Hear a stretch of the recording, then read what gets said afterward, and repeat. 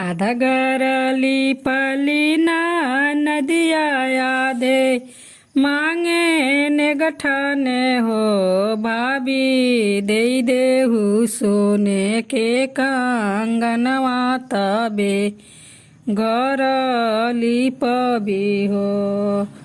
आध गरली पलीना नदिया यादे गराने गठाने हो भाभी दे देहु सोने के कंगनवा तबे गरली पबी हो।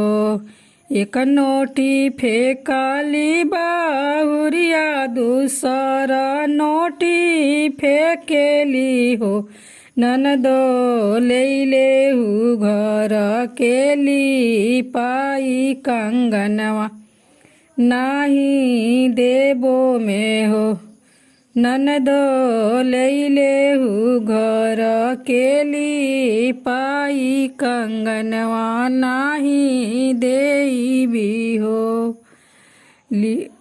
ननदो लेहु घर केली पाई कंगनवा नाही देबी हो। महला से निकड़ी ना नदिया तो भैया से रज करे हो। भैया चलता न भीतरी महलिया तो झगड़ा छोड़ाई देबहो। भैया चलता न भीतरी महलिया तो झगड़ा छोड़ाई देता हो। दुआर से आवे ने भैया तो गुड़ू की बोले हो। दाना दे देहु सोने के कंगनवा बहिनिया हमरे ब्राह्मण हो। दाना दे देहु सोने के कंगनवा बहिनिया हमरे ब्राह्मण हो।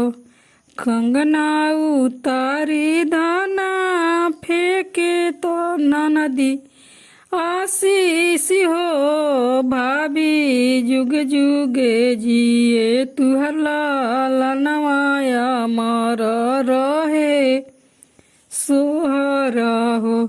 भाभी जुग जुग जिए तुहर लाल नवा अमर रहे।